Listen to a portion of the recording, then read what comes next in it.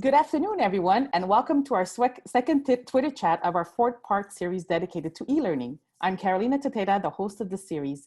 Over the next weeks, guests including teachers, parents, students, and industry leaders will join our moderator, Dr. Michael Canuel, CEO of Learn, to chat about e-learning. Last week, we chatted about e-learning, what it is and what it is not. This week, we have the pleasure of having Learn's virtual campus team and online teachers join Michael to chat about the topic.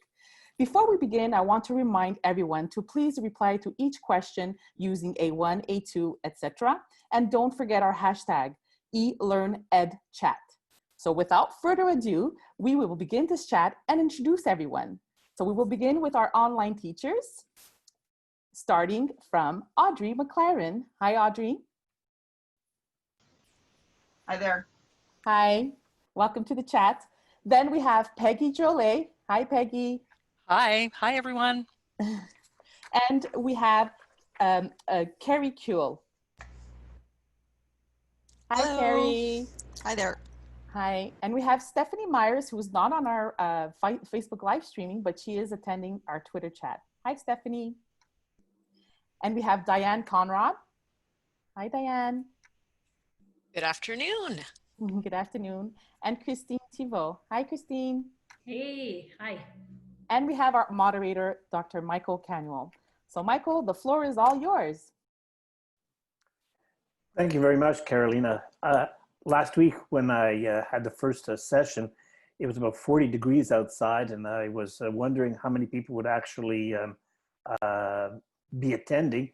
Today, finally, the weather starts to get nice, and so I'm hoping that you opted to listen in to us today and participate in our Twitter chat. Last week, we talked a little bit about what online learning is and what it is not. We talked a little bit about the myths tied to all of this. And the underlying message was that good online education relies on creating relationships with students, having effective pedagogy, and being able to do in an online setting what we would normally do in a regular class. And today we're really fortunate because we have some of our online team, award-winning, internationally recognized team, have done amazing work over the years. People are always very surprised to find out that we've actually been doing online classes since 1999, and we're recognized as one of the leaders in this world. So I'm pleased today to have our team with us and for them to share with you some of their experiences in the online world. So Carolina, over to you. I just wanted to introduce somebody else I forgot. Our technical producer, Rob Costain. Of course, we can't forget Rob. All this is possible because he sets us up all in techie and stuff. So hi, Rob. Okay, perfect. So we'll start with our first question of the Twitter chat. Tell us what grade or grades and subjects you teach and what platforms you are using to communicate with your students. Again, please don't forget to answer with A1 and our hashtag eLearnEdChat. Over to you, Michael. I'm sorry. Okay, so Audrey, could you maybe give us actually, I see we're a well-oiled machine. I thought after you gave the question, Carolina, we're going to hand it right over to Audrey. But Audrey, maybe you can tell us a little bit about those grades that you do teach, the subjects, and maybe also right now where you're located, so that people can get an idea of the fact that our online team is not located all in one place, and whereas they do teach students from every corner of the province. So, Audrey? Sure. So I teach Sec 5 Science Math, and I'm situated in Dorval, and been doing this for about 12 years. And my students are from, like all of ours, they're from all over Quebec. So I'll just expand on the question about communicating with students. We use many ways to maintain lines of communication, but we do that inside class and outside of class because that's how it is online. We try to make up for the lack of face-to-face, communication by being more available outside of class than we probably would be if we were teaching face-to-face. And outside of class, we use familiar tools like email. We also use Twitter a lot. We communicate with our students privately through Twitter direct messages. But we do set expectations for how to communicate with us and when we'll be available. We do have office hours as well. But during class, we capitalize on all of us being there at the same time by using as many instant messaging tools as we can, like the ones that are built into Zoom, because we use Zoom, to talk with individual students, maybe publicly or privately. That's something you can do online that you can't do face-to-face. But when we're doing certain types of activities, we use platforms and tools that allow for that kind of live, instant interaction and collaboration and feedback, because we're always trying to establish each other's presence, our presence, and we want our students to establish theirs. And some examples of tools that could be used would be ClassKick, Desmos activities, and Google Docs. So parents out there, if you feel like it, tell us about your child and how they are communicating with their teachers online. Audrey, if I can ask you a question, really following up on that whole notion of communicating in class and outside of class, and you're referring to social media. Do you get parental consent to use social media with the students? Maybe you can just elaborate a little bit on that, please. Well, that's something that happens at the very beginning of the year. Our principal, Diane, makes sure that all of the parents receive a full list of all of the social media tools that we plan to use. And they either consent or not, and we fully respect that, of course. But most parents, by and large, along with whatever we want. There's no question that confidentiality and the integrity of a student's identity and their personal data is always respected. So if they go online in social media, the parents are aware. And have you had any experiences tied to that would that you'd like to maybe highlight in terms of the communication with them? Sorry, experiences. Okay, when you're communicating with them in the outside the classroom, have you had anything exceptional that would happen? Like, in other words, if I'm a parent listening in on this, they might be wondering, well, is this a safe environment? Are there any concerns for them as parents when you're dealing with them in that kind of environment? Because we know that social media very often is associated with negative things. So just wondering if you've ever had any experience. Oh, okay. Well, most of the platforms that we use it's completely, password controlled, and it's, it's very, very safe. Even with Twitter, though, we're very careful with the Twitter accounts. They are, we make sure that they are following, good digital citizenship rules. Like, they don't ever put their full name or where they live. They don't put a picture of themselves on their account. As far as I know, we haven't had any negative experiences in that regard. That's Fantastic. great. That's great. So we just received our first reply to our first question from Shirley Picknell. So Shirley Picknell, she's actually a tutor for Learn. Hi, Shirley. I use Zoom, Teams, and sometimes Adobe Connect. Thank you, Shirley, for that reply. So I guess we're going to be going on to question number 2. All right. Question 2. What is your favorite get to know you activity for your students? So Peggy, you're the one who's been doing this, I think, the longest amongst us here, if I'm not mistaken. Oh, please. Oh, I didn't mean to put it that way, but you're the most experienced of our online teachers. And I guess you understand how critical it is to establish the relationship with your students online. And maybe you could tell us a little bit about how you do that, and so how you get to know them and start to create that relationship of trust. Absolutely. Thank you, Dr. Kenuel. Sorry about that. I was not suggesting anything else other than seasoned and experienced. So I want everybody right now, and parents and teachers together, I want you to think for a moment on that first day of school when you were a student. Did you want to know who your teacher would be? Or maybe you asked yourself, is my best friend going to be in class? Or maybe you were wondering who that new student was. Well, I don't know about you, but I'm always very nervous on the first day of class. Even as a teacher, I'm extremely nervous. So just imagine how teenagers feel when they meet in an online class.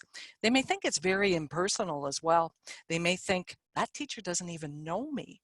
Students want that human connection, and they want their teacher to know them as individual learners.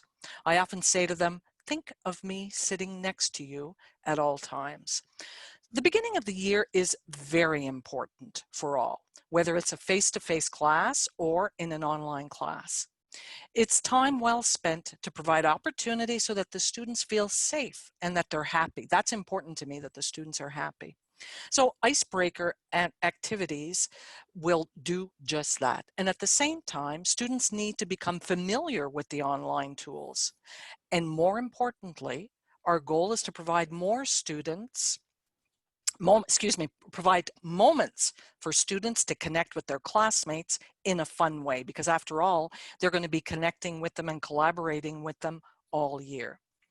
In our online class, our students come from the four corners of the province. I always stress the fact that that is a very enriching experience because they're going to exchange, collaborate, and learn from the best in the province. What kind of activities do I provide? Well, on that first day when we meet in Zoom, which is the platform we use, as Audrey mentioned, I like to hit two birds with one stone, and that is allowing the students to become familiar with the Zoom tools, such as the pen feature, the microphone, the webcam, and they don't like using their webcam, mind you. They're not crazy about that. I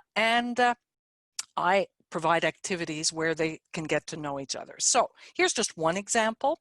I can provide a screenshot of the map of the province of Quebec on the board, and I will ask them to use the pen feature and a color that they like, and that they show the area in the province that they live in. This is very powerful as they can see the distance that separates them. If your students, and I know there could be teachers here where your students live in the same area, maybe you could show a map of the boroughs of your community and use that as an activity. Another example of a get to know you activity that involves all of our students at Learn. We use Sakai, which is our learning management system, and we have a forum tool in there. And I know several teachers use Teams and Google Classroom, and that would work well, I'm sure, in there as well. I'd like to think of the forum as the cafeteria, where the students go in the cafeteria, they go into the student lounge. We actually call it the student lounge. So at the beginning of the year, the students introduce themselves, and they could mention something about their family, their community, or their future plans. And we encourage them to respond to as many students as possible. And this is available to all of our learners, not only the students in my class, but to all the levels and whatever subject that they take. So I briefly described just that first day, but these strategies are reinforced throughout the year. And there are several other tools I could go on about. Flipgrid, Audrey mentioned Twitter, and there are many more. Peggy, you mentioned something interesting early in your presentation about the kids not enjoying necessarily having the webcam on. Having it off, because I understand like they live in the world of Instagram and Twitter.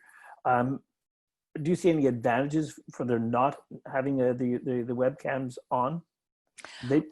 I see a bit of an advantage. Sometimes it could be distracting to have everyone's webcam on, and they could be focusing on what the students what their faces are expressing. So that could be a disadvantage to have the webcams off, I should say. Sorry.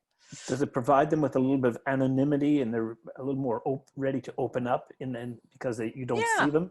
Absolutely. I believe that would be a reason that would encourage them to participate in the classroom activities. Absolutely. Okay. Thank you. Thank you, Peggy, for sharing that with us.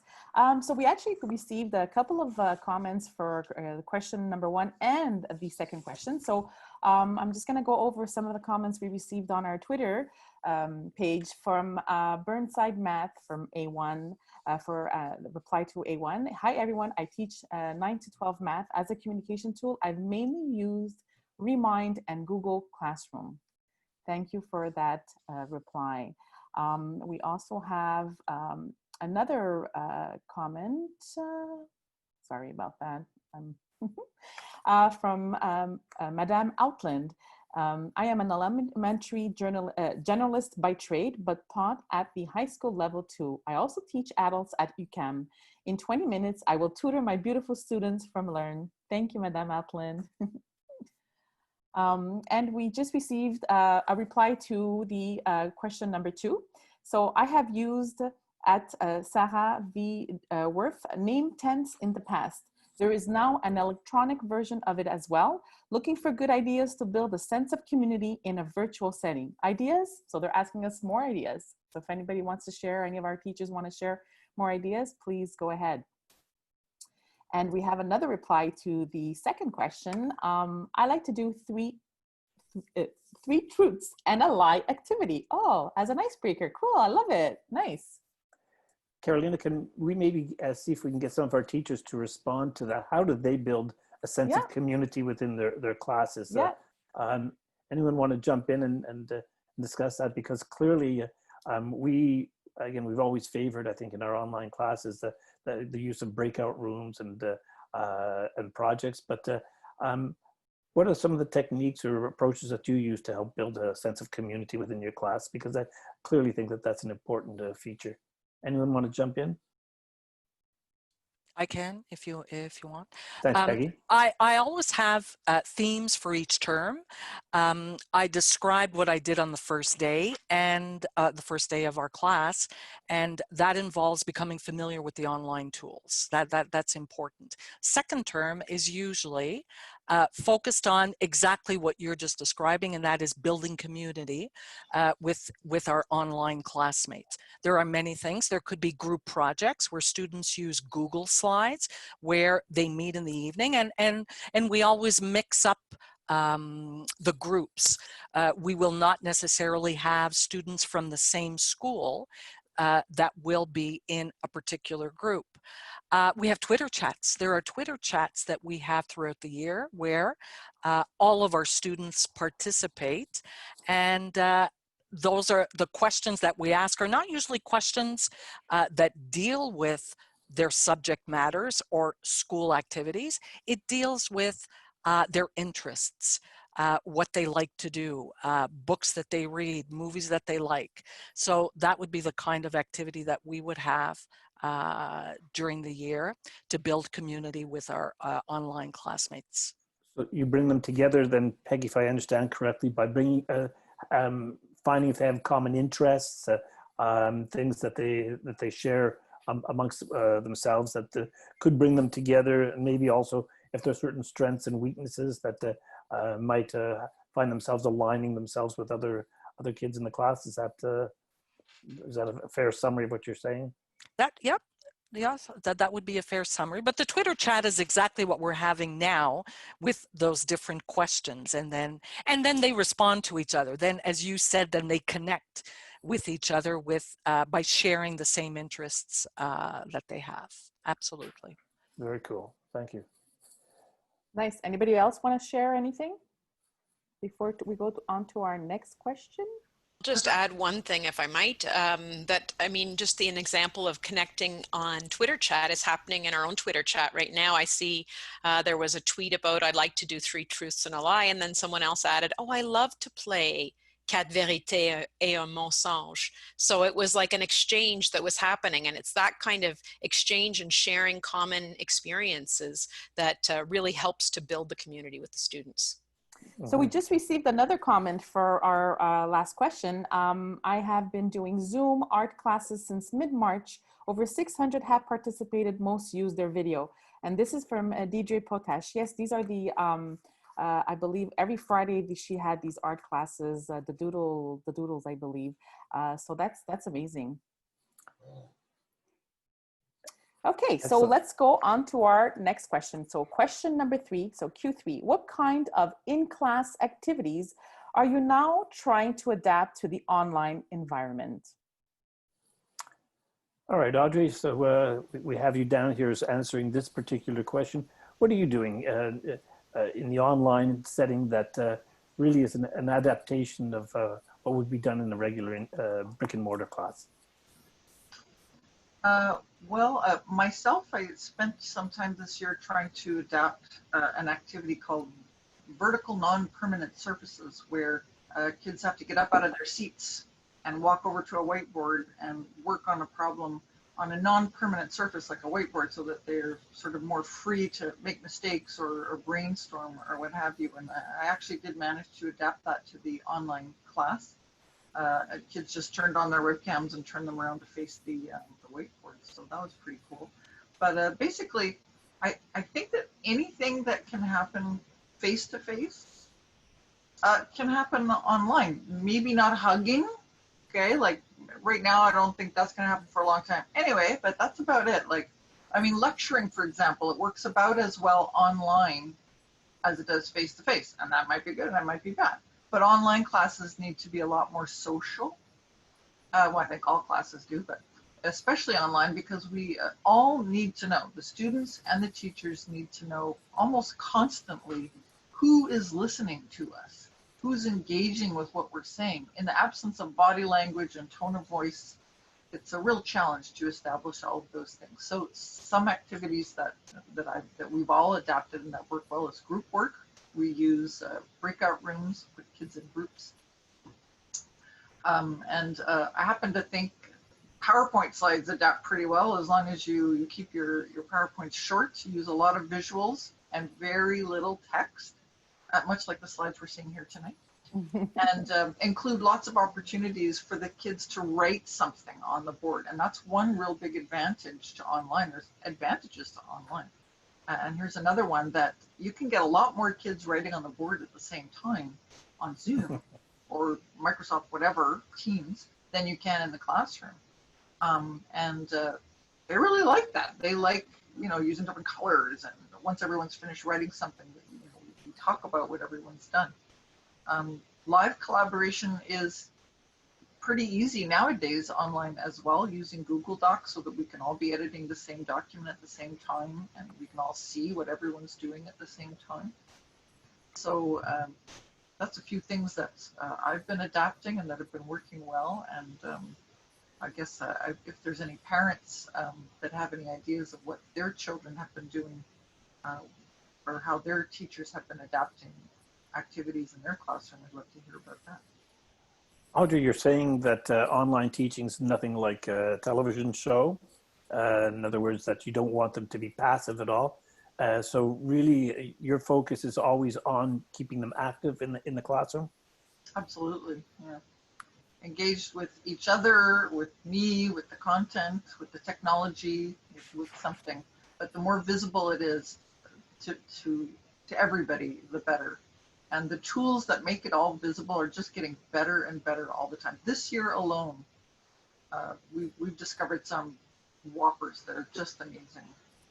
And so if it's, so you're not a talking head in the classroom. In other words, you may explain things, but you're not lecturing through your classes? Absolutely not. Because otherwise they would become passive. Yes, exactly. We do deliver some content outside of the class, though. I think Peggy's going to talk about that in a minute. But no, in class, it's for digesting, discussing, debating, practicing, intervening when we see things going off the rails, Audrey, just as you describe all this, it certainly doesn't happen by accident. I guess there's a lot of planning and preparation that goes into this, isn't there? Because I know at the last week, someone said to me, teaching online is a lot of work? And the answer I had was yes, it is. And I guess that's what you're describing here. Oh, the planning for online teaching is much, much more involved than, you really can't wing anything. Or if you can, you're a magician. Like, yeah, planning is huge. Excellent. So we received some more comments and replies to our second question, our question 2. Also starting each class with a pic that they've sent me or something big happening in the world, and we chat about that every day. And another reply was, I spent a lot of time this year trying to adapt to VNPS to online class with lots of success. Thank you very much for sharing that information with us. So, so we're going to go to our next question while we receive some more comments for our last question, our Q3. Our question number 4, how do we know that your students are listening and engaged in a live online session? And that's a really good point. In a lot of the research that's come out lately as a result of the remote teaching, teachers have been complaining that they don't know if their students are watching or paying attention. How do you, Peggy, go about making sure that your students are engaged cognitively and emotionally in what's going on in your class? And I know a lot of parents are concerned about that their child is engaged at all times. And it is very important in any class, not just in an online class, but in any class. And it's not sufficient just to watch the teacher doing all the work. Of course, we're the best teachers in the world. We are experts in our subject matter. And students will often say to me, Miss, it looks so easy when you do it. Yeah, well, yeah, and I'm not going to tell you how many years that I've been doing this. So it's not only important to ensure that our students are listening, it's also important to find ways to provide feedback to individual students' comments, questions, and concerns. An online class is not a spectator course, as I think we've established. The engagement is crucial, and we must be sure that the students are active at all times. I always say to the students every day, show me your eyes. I need to see your eyes. Help me help you. That's what we're doing. We're helping the students. Engagement begins at home. It will happen as soon as they enter the class in our online classes. It continues during class time and before they leave for the day. And this happens throughout the year. At home, our students participate in a learning tool called VoiceThread. We all flip our class, and what that means is the students learn the material through this learning tool.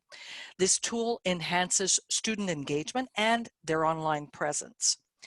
It's the subject, in other words, it's the subject content that is delivered in this interactive video. So they're engaged right away when they are at home.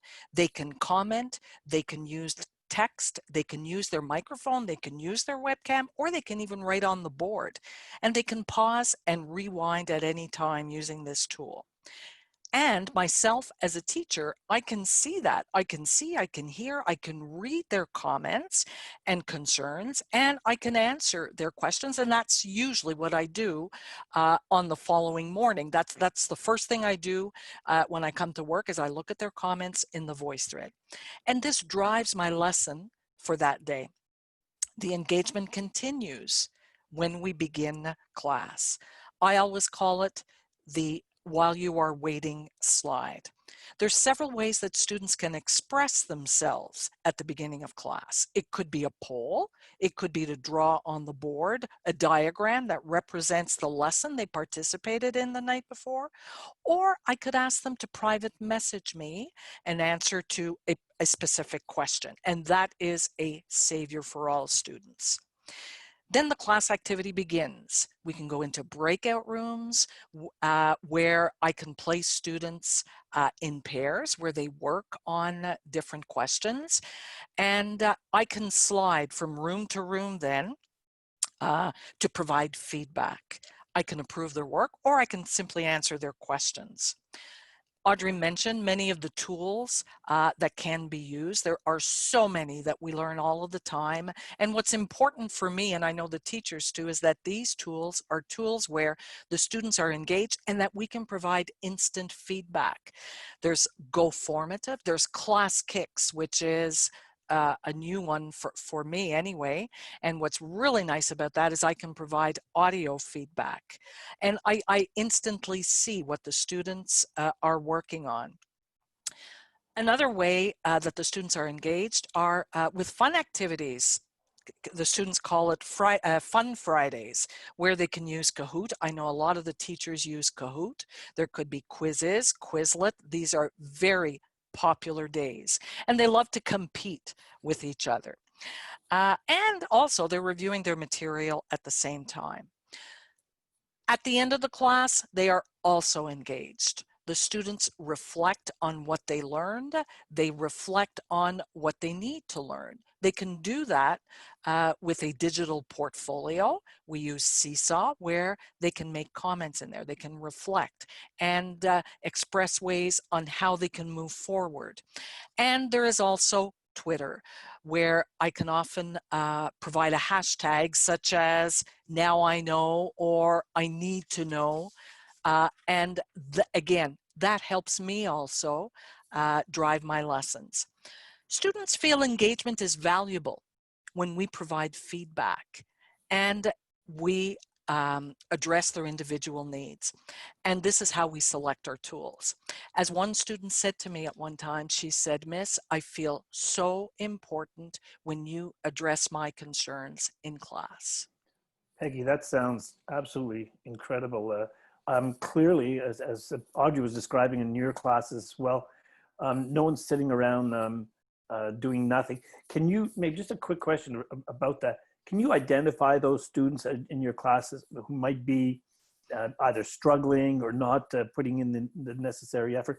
How easy is it for a student to hide in your online classes? Not very easy, because let me tell you, I know exactly who isn't listening. And I always say to them, I said, you know, teachers say that they have eyes around their head. Well, I have eyes all around the province. I can tell when a student is not listening. And I mentioned the private messaging. I send a private message immediately and ask the students to participate or to answer the question. So I know immediately, and I can address that pretty quickly. That's cool. So that gives you not only the opportunity, immediate feedback, you can also address students who are struggling and personalize things. Okay, over to you, Carolina.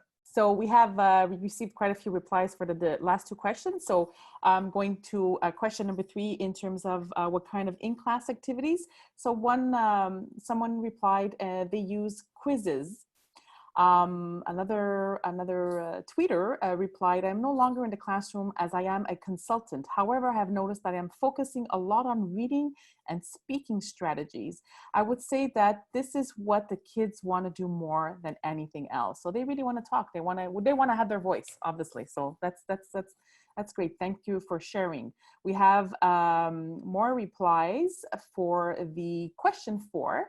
So that was the question that we asked Peggy. That's where all extra planning time is needed. We have a huge variety of types of activities, but they all involve students doing something visible, at least me, sorting, matching, graphing, ordering, agreeing, and disagreeing."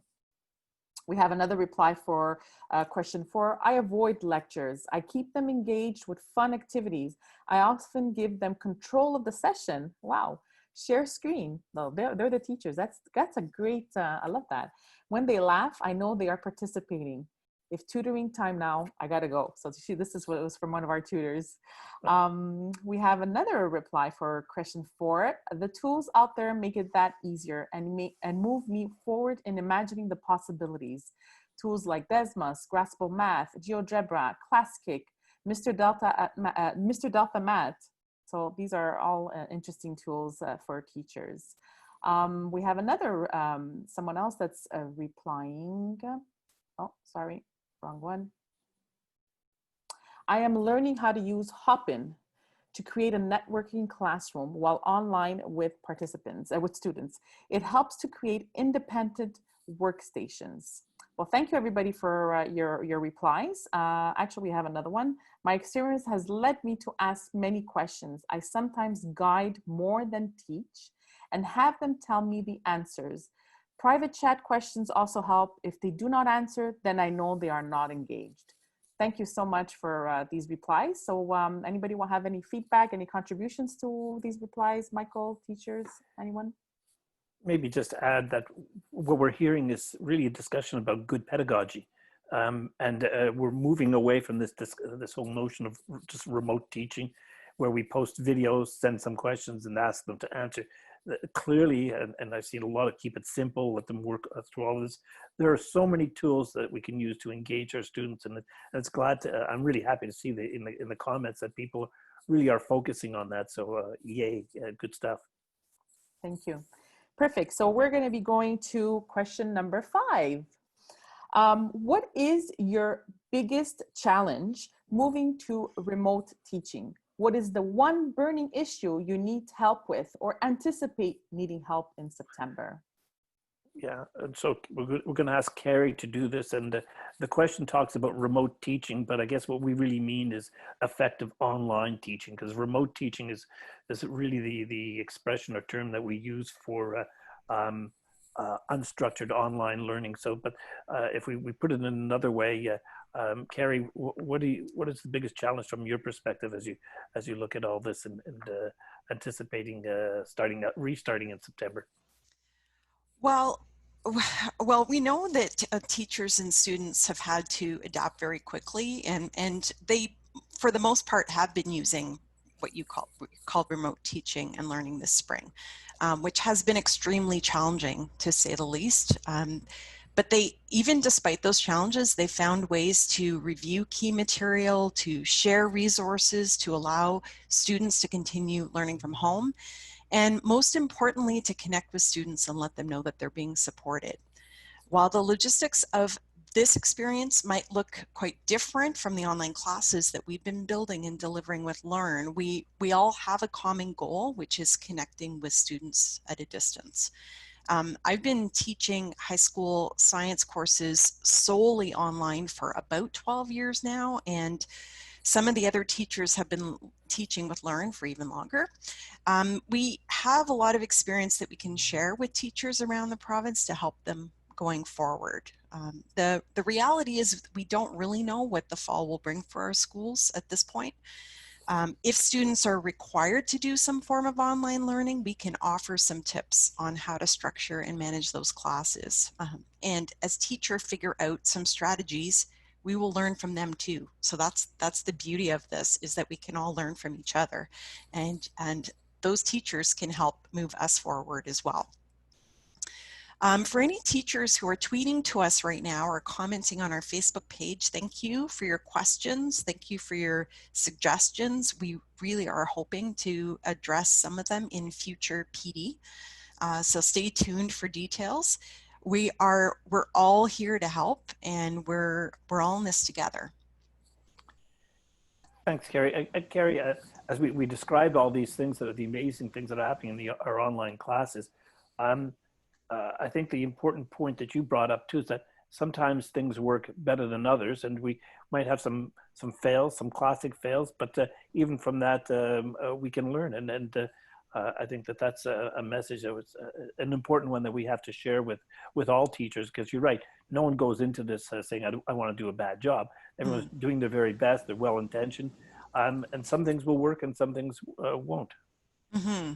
I think that the one of the kind of unexpected benefits of this this situation that teachers and students have been thrown into is that there is a kind of a greater willingness to try new things and do some experimentation, and that's something that we're seeing in this little, this kind of odd time right now in the spring to the end of the school year, is trying out some new things and learning them. And as you said, some things will work, some things won't.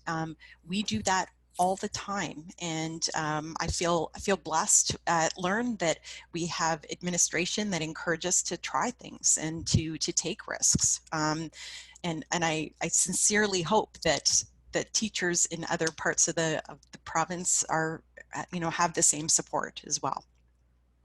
Thanks, Carrie. Carolina? Yes, thank you. So we have another comment on question number 4 from Craig Bullitt. Réci at Learn, building chances to ask for thumbs up or thumbs down when asking a quick question. So thank you for that, sharing that. Carolina, can I just quickly point out, that's such a wonderful technique. Remember, the effectiveness of testing and assessing is directly linked to immediacy. So the sooner and the faster we can give feedback to our students, the better it is. So good point, Greg. Thank you. So let's go on to question number 6, which is a poll. So this is a poll question. We'll ask everybody to reply in the poll, and we'll share the reply later on. So here is the question. How are you meeting with your students currently? Number 1, whole class live. Number 2, small groups. 3, individual appointments. And 4, other. So please reply and take the poll, and we'll share the answers soon. And maybe we can let Diane speak a little bit about that, because I know that the strategies and the strategies that you use with each group, or if it's a whole class, small group, individual, is certainly different. So maybe you can talk a little bit about that, Diane. Absolutely. So at this time when everyone and everything from yoga to family gatherings have gone online, as principal for online learning with Learn, I'm sometimes asked, what is the best model for online learning? In fact, I just saw a similar question coming into the Twitter chat. And when asked the best model for online learning, I have to say, I'm the best model for online learning. But seriously, obviously, you've already heard from everyone in the team, and they are amazing models for what can happen in online learning, because they have always found ways to connect with their students at a distance, make the learning meaningful and fun while still rigorous. It is an honor to work with them. Of course, what the question really means about model is which model of online learning works best for students? And I have to answer that there isn't one best model. It really depends on the student. So at Learn, we offer a couple of different options. Our daytime classes are offered at the request of schools, where for a variety of reasons, they may not be able to provide certain courses or fit them into some students' schedules, or sometimes students are not able to be regularly present at the schools. So for those schools who take our online courses, we offer 2 different models: real-time and self-paced. And they're both blended learning options. So what does blended learning mean? For us, it means that students learn through a combination of live online classes or meetings and asynchronous or pre-recorded or offline work. Real-time classes are live. Students meet with their teachers up to 5 times a week according to a regular schedule. Students are grouped together with other students in their class, which allows for a lot of interaction between students, as you've heard about, group work. And because they have more live classes in a week, lots of teacher guidance, support, and feedback to keep students on track. The self-paced model provides pacing guides for students to complete lessons that include instructional videos, activities, opportunities to practice that the learner works through independently. The student meets with the teacher once a week, either through a one-on-one or a small group meeting, and they can get additional support outside of the meeting times. Self-paced classes really work best for more independent learners who can stick to a schedule, are able to reach out themselves to ask questions as needed, and can get their work done without someone always keeping an eye on them. A few years ago, I'll tell you about one of our former students. We worked with a young man who was gifted, particularly in math, and he was a year ahead in that subject. He essentially just wanted his teacher to hand him the math book and see you again at the exam. He was still, though, required in a self-paced class to attend the weekly meeting, and the teacher was able to keep track of his work, his pacing, and give him some advice along the way. I think he actually learned a thing or two from his teacher, whether he thought he was going to or not. But as I said, self-paced works better for an autonomous learner, but a social learner and a learner who needs a lot more guidance and support is better suited to our real-time model. So I'm curious, for the parents who are joining us on Twitter or on Facebook Live this afternoon, how are your children meeting with their teachers and their classmates during this time of school closures? And what models of online learning are teachers trying at your kids' school? Great points, Diane. And maybe just as parents are answering that particular question, I just reflecting on when I was 15 years old. If someone threw me a math book and said, "Do it, Michael," it might have been a challenge for me. I mean, I think most young adults or teenage, they do well and better when they have an opportunity to interact with their peers, to interact with their teacher. Um, uh, there are very few of us who have those at that age, especially those self-regulatory skills that are necessary to be able to see things through entirely on our own. So when we talk about a best online model at Learn, we've always favored a high percentage of synchronous real-time interaction for most of our students, because that's just the real world.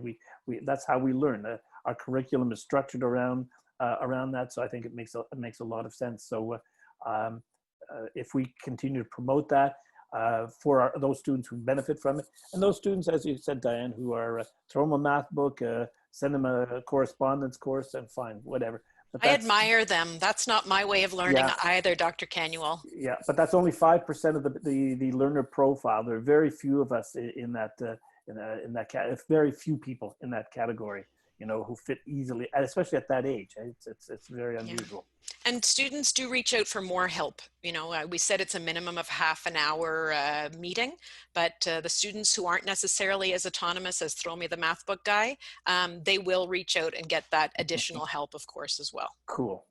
So we have here online, we actually put it up on the screen on our Zoom stream, the poll that's been coming in on question number 6. So we get we wanted to share it also with the parents and our followers that are watching us on Facebook Live. So you get to see the percentage and how teachers have been meeting with students currently. So whole class live. So basically that's pretty much the 50%.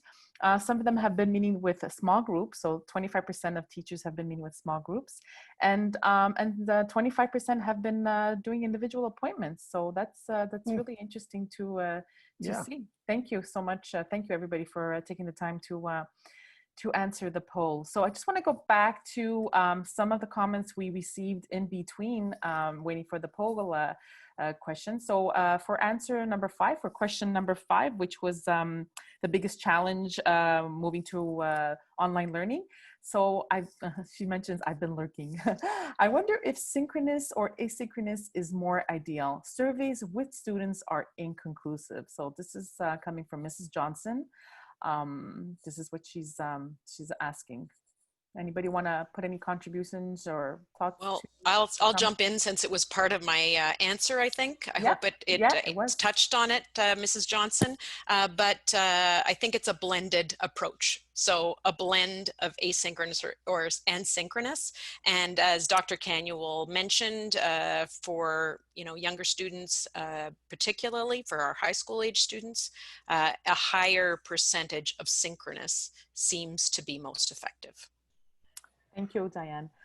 We have another comment. So for the challenge question, one challenge will be teaching students attending school in person while still reaching the learners who are at home. Yes, that is our reality right now. So yeah, and that's it. So that we could continue on to, oh no, actually there is a comment that we received from a Facebook follower.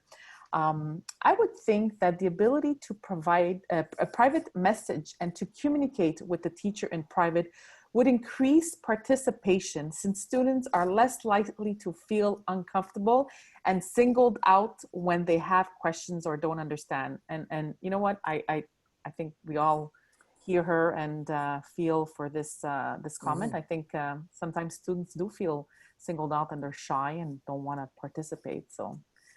Yeah, Caroline, just quickly comment on that. Is that of course we know that the students who are afraid to put their hands up to ask a question. So sometimes they say, oh, well, face to face is better. Well, in an online environment where a student can ask a question privately without feeling any intimidation or comeback from their peers, that's certainly one of the big advantages that you can have in this kind of environment. Yeah, definitely. Perfect. So let's go on to our question number 7.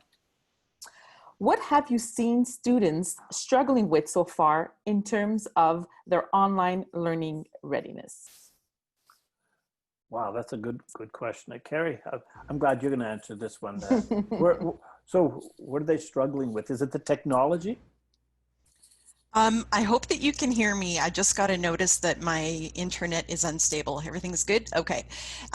So I'm a parent as well as a teacher, and I have 2 high school age students who this past summer did online classes of their own through their school board.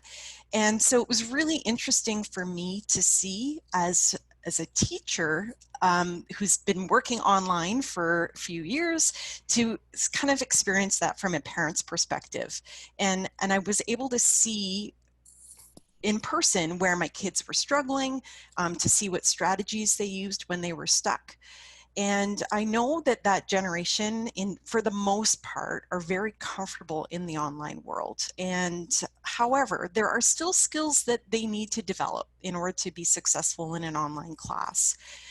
So I'm going to just ask if there are any parents who are watching right now, what skills do you think students need for online learning?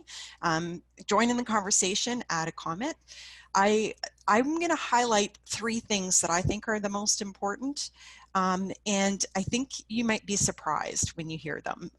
To me, the top 3 are motivation, organization, and communication. Did you notice that I didn't say tech skills in there? I'm going to come back to that in just a second. But motivation, because as much as teachers and parents try to motivate students, they ultimately need to own their own learning. And that's something that we always are trying to encourage, and getting students to take that ownership. That is something that they clearly need to be successful in any class, but especially in an online class. Organization, I would say, is a little bit more important when you're online than it is in a face-to-face class, because you need to be a little bit more independent. You don't have someone sitting there beside you to help you.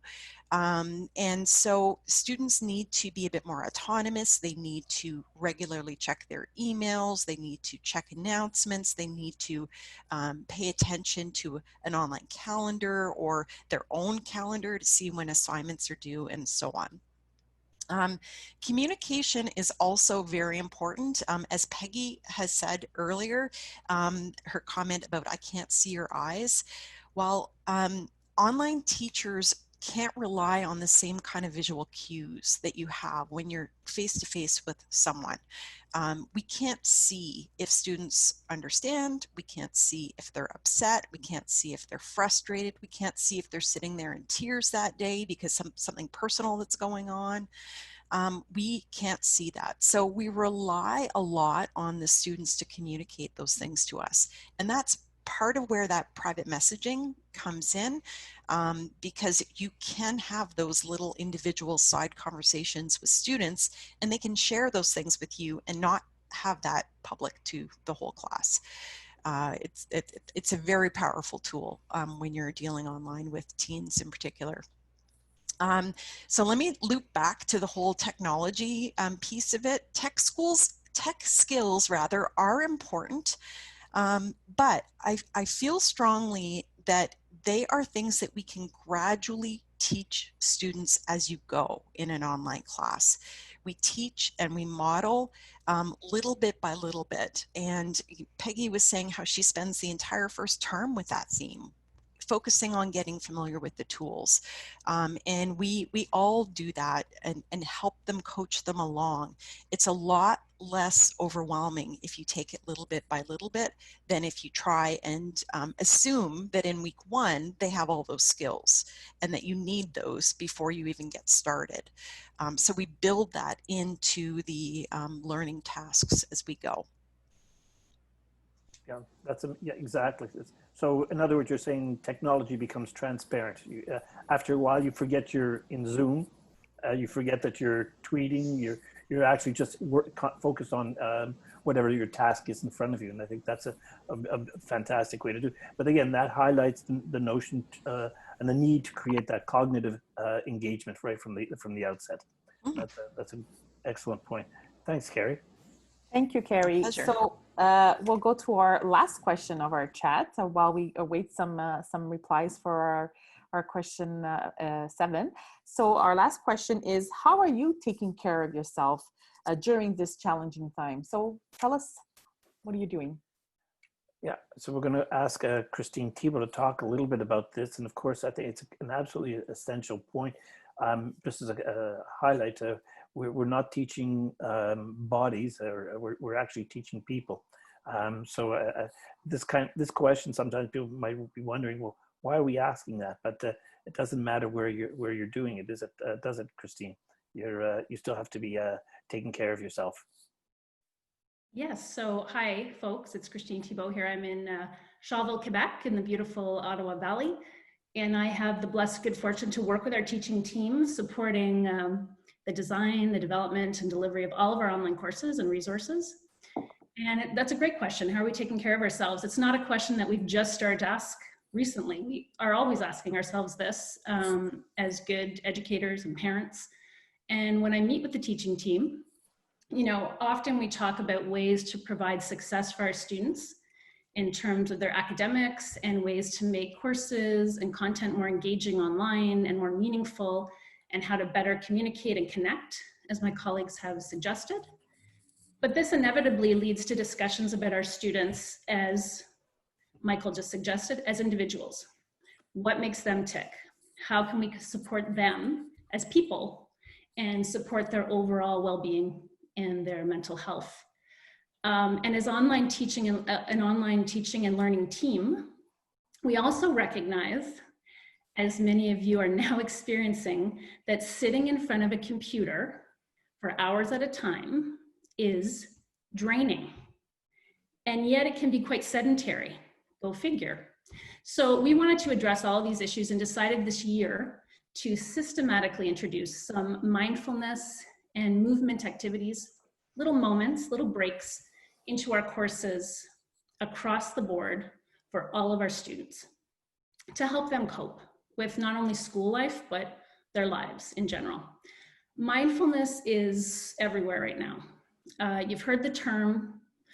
Simply put, it's the ability to be fully present, to be aware of where we are, what we're doing, to not be overly emotional or reactive or overwhelmed by what's going on. Apparently, everybody has the ability. We just need to learn to harness it. So in the fall, we introduced this concept and the research backing it up to our students via our student forum. We had students try out some of the activities. And then, of course, we asked them to provide us with feedback about how it made them feel, whether in some cases they thought it improved concentration, a feeling of preparedness, whether it made them less anxious, got their hearts pumping if they were feeling sluggish, etc. We did this over time for about 5 weeks. Then we started to include prompts for the activities in breathing, movement, guided meditation, and reflection in their course content and learning activities. We also created a mini site that they could access a few dozen different activities that we curated specifically for them. Whenever they wanted, they could access this. The goal was to have our students regularly practicing mindfulness in the hopes that it would become a routine or a habit for them, that they could do anywhere at any time, all in 1 to 10 minutes max. Let me give you an example. This is one that is popular with our kids. Now, again, our audience, primarily secondary 4 and 5 students. This one is called, and we didn't make these up. We curated these based on what we were able to borrow and what was given to us by direct communication with some of the companies and people who are in the know and honestly are specialists in the field. This particular activity is called Darth Vader breathing. It also has another name in our circle, AKA Principal Conrad breathing, because Diane practices this one regularly. And these are the instructions. So pretend you have a straw in your mouth, suck through the straw, and breathe in slowly. Now, breathe out like Darth Vader. Repeat 3 times. Sounds pretty simple, sounds kind of funny, maybe foolish. This is some of the student feedback we received from this particular activity. This breathing technique is amazing. It sure helps to cool down my brain after being stressed, as you can feel the air flowing through your lungs. From Matthew. Another student, I love the name of this technique, LOL. It really does help get the blood flow going and helps calm down before a stressful test or anything like that. This exercise really works. I tried it, but I wasn't stressed out or anxious, and yet it still made my heart slow down, and I already feel more concentrated, and I quote. So this is one way that we've tried to take care of our students. Our teachers have mentioned a myriad of other ways. And so I'm asking you the question now, parents, educators, anyone out there listening, how are you taking care of yourself? How are you taking care of your students and your kids? Christine, are you saying that during a math or a physics or a chemistry class, they might actually work all this in?